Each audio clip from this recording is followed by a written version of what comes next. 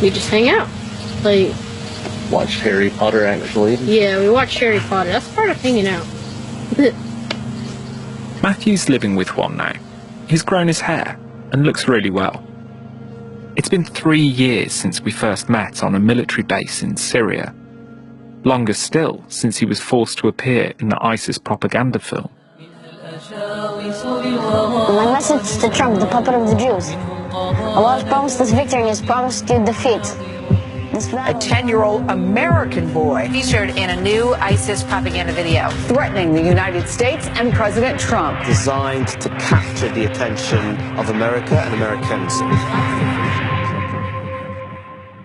Since then, Matthew's had therapy and helped to readjust to life in America. But that video will always be just a Google search away. And Juan worries that as his son gets older, what the Islamic State group forced him to do could have an impact on his future. That's why he supports Matthew's decision to talk to me. Do you mind if I clip this to you here? Okay. Is that okay? Yeah, there you go. I've come back to America to find out how Matthew and his siblings are doing now, and to hear what Matthew wants to say about his life with ISIS. At any point, you don't want to continue, you don't want to talk about something, you just say, can we move on? And I'll be like, yeah. You only have to talk about what you want to talk about. At the end of the day, like, you're in charge. Yeah, it's okay, I'm good. I just want you to know you're the boss. I'm Josh Baker, and from BBC Panorama and Frontline PBS, this is I'm Not a Monster. Episode 10, It's All Behind Me Now.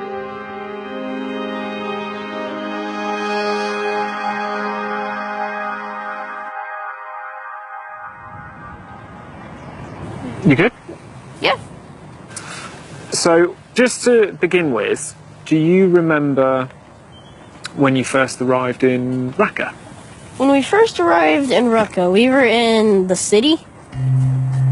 It was pretty noisy, gunshots normally, and once in a while a random explosion. Like, far away though. I didn't really know what was going on, but I thought of movies. As a child, living in the heart of the Islamic State Caliphate, what's it like seeing ISIS around you?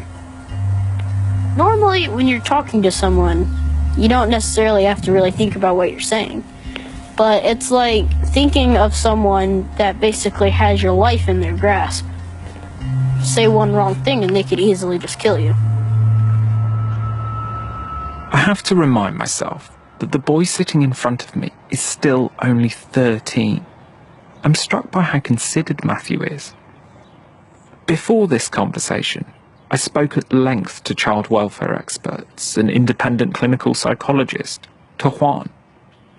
We all agreed I wouldn't ask Matthew about what his mom Sam did or didn't do. I'm not going to put him in that position. As he talks, I'm looking for any signs of trauma, fidgeting, sweating, a reluctance to answer, but he appears calm and thoughtful. I want to talk a bit about, if it's okay with you, what was Musa like living in Raqqa? He was a completely different person. Like, as if his personality went from good to bad. Like, thinking back to what he was. Okay, look, Matthew, here, I'll show you. You're welcome, buddy. You're my best friend. Thinking back to what he turned into. Without a single mistake, take apart this loaded AK and put it back together in less than a minute. Ready, set, go. Put it with force, like a man. This was when Matthew was forced by his stepfather Musa to take apart a loaded gun and build a suicide bomb. So, what is missing? It detonated. Exactly. That's a American grenade. That's a 5-second fuse. Put it down. I've seen you taking apart the grenade. Yeah. That was a situation of, if I mess up, I'm either gonna die or half die. well, as long as I keep it toward my face, at least if I do something wrong, it'll all just be over.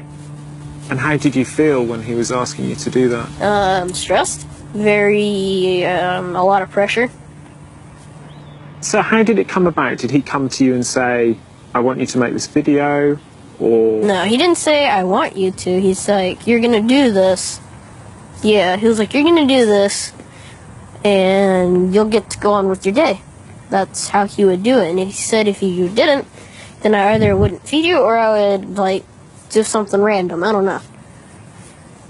If you said, no to me, so I don't want to do this, Yeah? what would have happened? I don't really know. Like, I don't know. Because I was generally pretty obedient as far as that goes.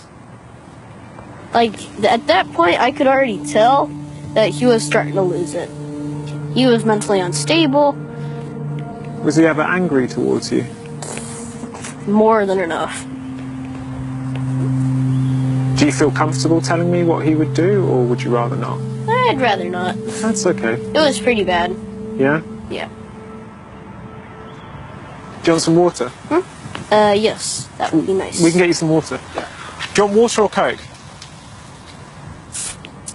When I drink soda or any type of sugary drink like that, I drink it slowly. It lasts longer. As I watch Matthew sip his drink, my mind starts racing through all the things I've heard about his life in Raqqa. I think about my interviews with Sam, the voice messages she sent to her sister. I don't know when I'll be able to talk to you next. It may be a while. Anyway, here in just a minute, I'm going to let the kids send you a message. Hi, Lori. I miss you. And then remember that day whenever you took me to the zoo? I miss you. Keep making your prayers for us. You don't understand. Here, instead of just leaving us be, all the time we hear the jets and bombs, and it's part of daily life here, you know?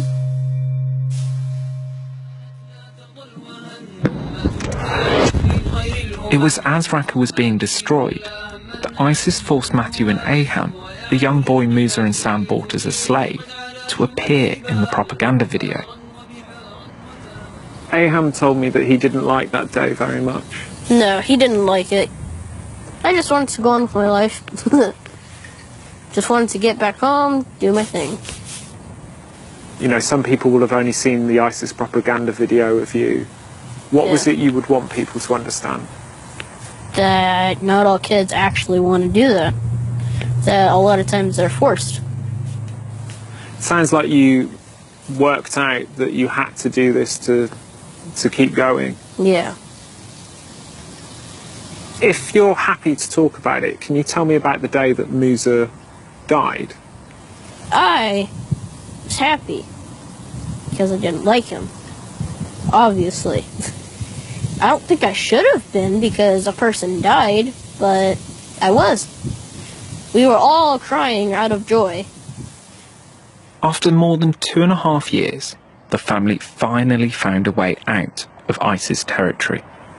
We made a deal with this guy. We still had some gold bars. They weren't that big, but they were worth a couple thousand. So we'll give you this. Now, I'm not sure why they didn't put me inside the barrel, sitting up, but they decided to put me upside down. So hold on, they put you in a barrel in the back of a truck? Yeah, so they could hide us. We hit a couple checkpoints.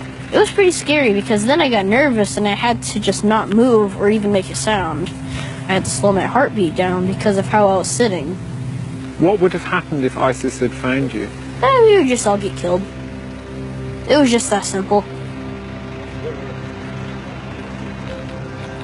When you left Syria and came back to America, how did that feel? It's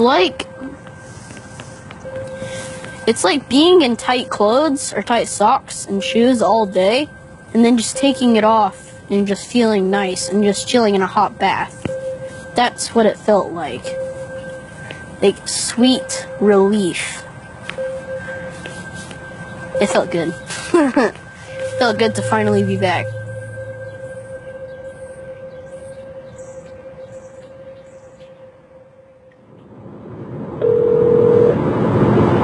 Hey Rick, how you doing? Real good. I just wanted to give you a call because I think I'm about 10 or 15 minutes away. Okay. I'm on my way to see Rick and Lisa, Matthew's grandparents. Okay. Bye-bye. Bye-bye. His two younger sisters and younger brother are living with them. They're the children Sam had with Musa. Oh, I feel nervous. There's the house. That's Matthew's sister. Oh my God. They're so much bigger than they were. Rick! Oh, gosh. How you doing? Real good. You look so well. Oh, You got some nice sun on your face. retirement. It'll do that to you, I guess. Rick and I go for a walk around his garden, past the swings that Sam and Laurie used to play on. Josh, you can go over and swing on it. I swing on it. It looks amazing. And done a little bit of reconstruction on it. Got redone the ladder in the back so you can get up and down. It's just not a straight up and down ladder now. Do the kids play on it a lot? Oh, yeah. I mean, it's a beautiful place you have here. There's plenty of space. How are they doing coming home from Syria?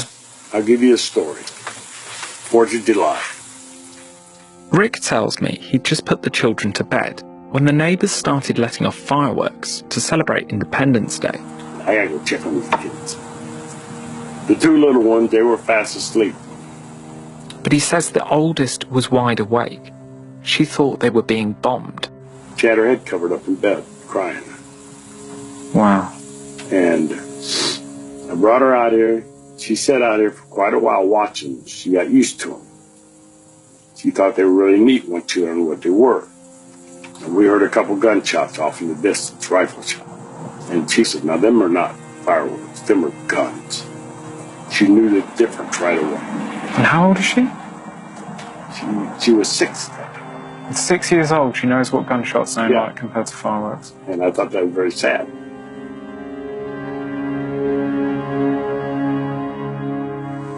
You know, there's still so many kids stuck in Syria who were taken there by their families and Yes. or were born there.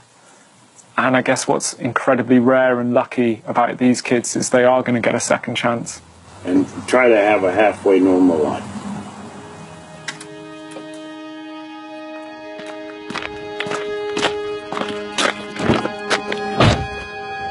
Oh wow, they're all playing on the swing set.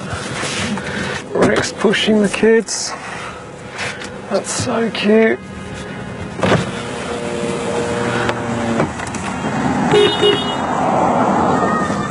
Bye guys! Oh, the kids are waving. That's so sweet. God, what a different reality from where we started. They dreamed of this and now it's happened.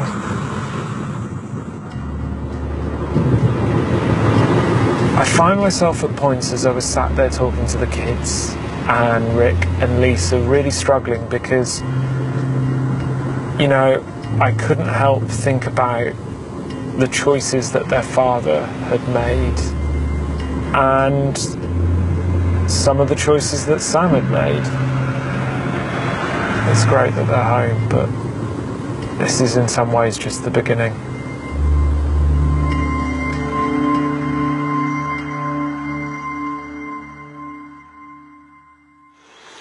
Matthew and Juan have invited me on a fishing trip. Sure, that sounds like a cat. Probably a catfish, meow. I like that idea. I know. Or a dogfish. I'm sticking with it. A dogfish barking. Juan places 2 deck chairs at the water's edge. The sky is glowing red, and the sun is just about to dip below the horizon. It's as idyllic as it sounds. By a weird coincidence, this podcast launched exactly 4 years to the day since I survived the ISIS truck bomb in Mosul.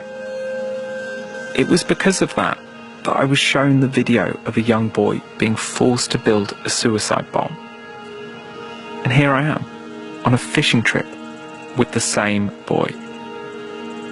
And right now, Matthew is happy, healthy, and safe. Like, if we were in Russia, we wouldn't be able to do this right here.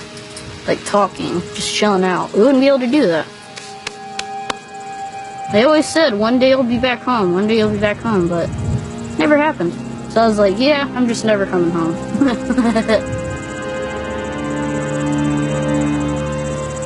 What's the best thing about being home? Everything. Just everything. Like, there isn't a best part. What would you like people to understand about what you lived through? That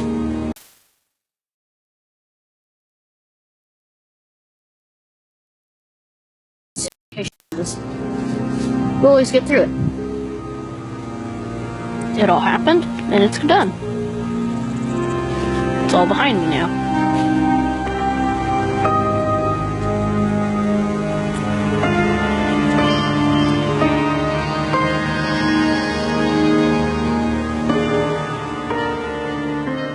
You can download the full series of I'm Not a Monster, including extended episodes, right now on the free BBC Sounds app, or wherever you get your podcasts.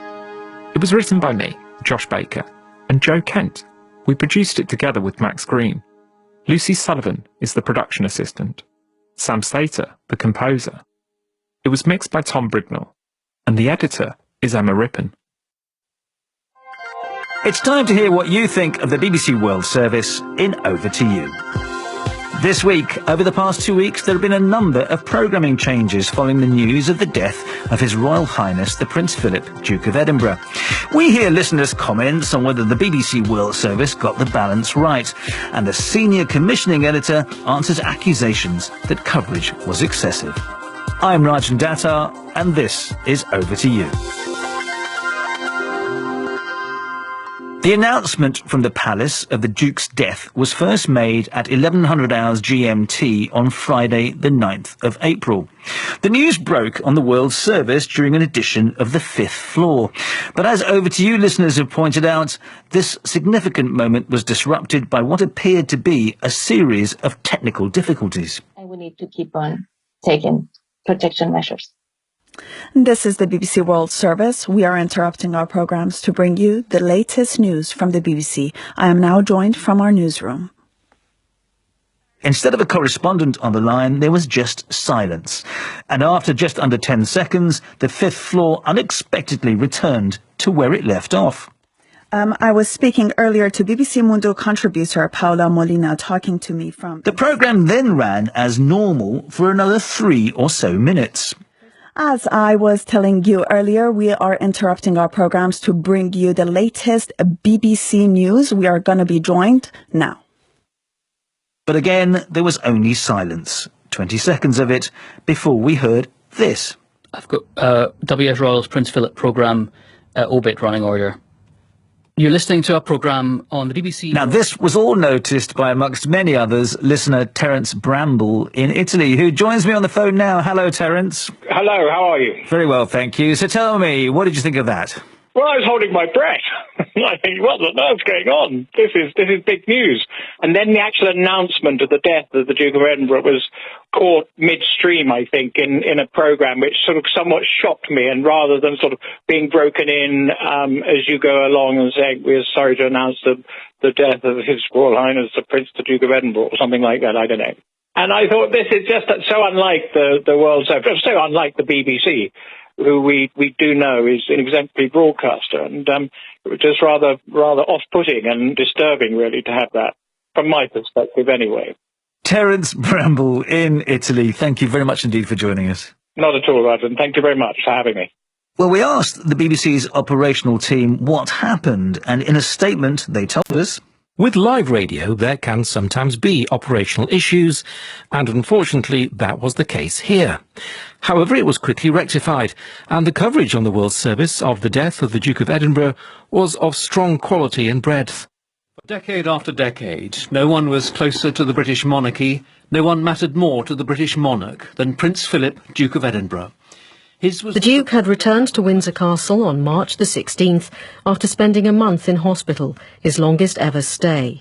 I think the first thing to say is that this is the end of a quite extraordinary life, an extraordinary long life, and extraordinary in the way it was lived. Hello, over to you. This is JM in the Philippines.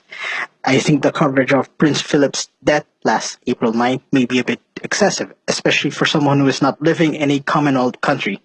Since BBC World News and World Service are carrying the UK public broadcaster's name, I understand why the important news story should warrant the coverage. But I think the wall-to-wall coverage for over 24 hours may be too much, especially that the rising cases of COVID-19 variants still dominate headlines around the world. I do hope that the BBC will take the criticisms from people well, not from talking heads in newspapers or so. Hello, over to you. This is James Dowling Healy in Connecticut in the United States of America. You did an excellent job of summarizing a long life and a significant life. Given the substantial time, care, and effort that went into crafting the special tributes about his life, I think it would make sense to make those available to the public online. And on social media, we've had these comments. Daniel Nelson, London. I listen to the World Service throughout the day and rely on it completely for international coverage and an international perspective. I was surprised and disappointed to find the World Service bulletins were totally dominated by the Duke of Edinburgh's hardly unexpected death.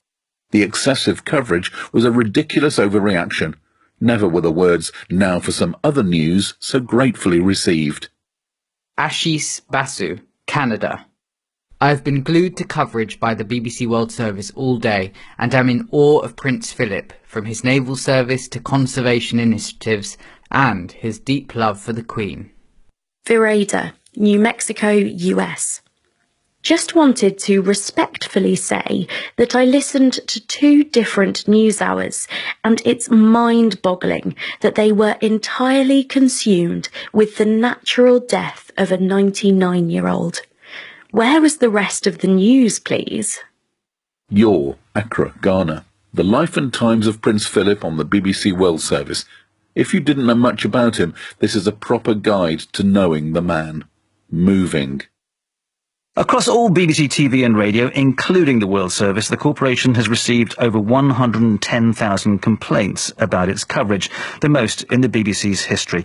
Well, joining me on the line now is Senior Commissioning Editor for the World Service, Steve Titherington. Hello, Steve. Hi, Rajan. Now, it goes without saying that the death of a major royal figure like Prince Philip would have to be marked in a significant way on the World Service. Now, just picking up on some of the comments, I mean, do you understand why some did feel that the coverage was excessive? Well, we first of all grateful for the feedback, and as one of your listeners said, you know, we take the criticisms well, and we obviously kind of felt this was a very significant event nationally and internationally. We acknowledge that some listeners, as we've heard, were unhappy with the amount we did, though interestingly they seem to be very pleased with what we did. And for us, this was a very important global story. It's also very important to sort of give the context, the reaction, to explain the relevance, and also understand the resonance which stories like this and the death of Prince Philip has around the world. I mean, I understand that, but does it have to be wall-to-wall? I mean, there was very little actual news apart from the fact, as somebody said, that a 99-year-old man died of a natural death. Do you understand that they missed other news coverage? Well, that news started coming back later in the day, and it was interesting, in a sense, your listeners referred to the fact that at some point we bring in other news, and we will do that. And we were very careful to keep the news programmes on, and a lot of the documentaries we brought in replaced essentially some of the non-news programming that we would normally have. We've always said to ourselves that we will cover other news, you know, depending on the day. And in a sense, it's not in a sense we make a blanket rule. But on the other hand, we do want to make sure that we are able to give the breadth that it was an incredibly long and rich life, and there was a lot to be said, and also a lot to be said in terms of showing the reaction and showing the relevance it had for different people in different parts of the world. And that takes time. And for us, we want to make sure that we tell these stories really well, with all that resonance, with all that context, and to do that in a way that works for different time zones as we go through the day. Steve Titherington and everybody who contributed, thank you very much indeed. Thanks, Roger. And if you want to get in touch with us at Over to You, this is how you do it. You can email us at overtoyou@bbc.co.uk, or you can tweet us at overtoyoubc. And with that, it's time to say goodbye. I'm Rajan Datta, the producer is Howard Shannon, and I'll be back with more of your feedback at the same time next week.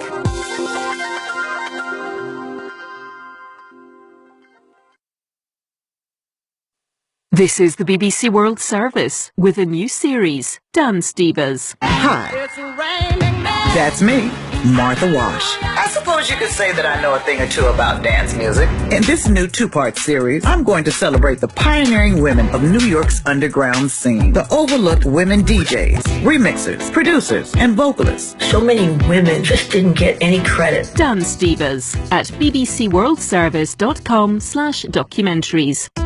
This is the BBC World Service, broadcasting on Digital Radio Mondiale, and you can get all the latest news from the BBC 24/7 at bbc.com/news.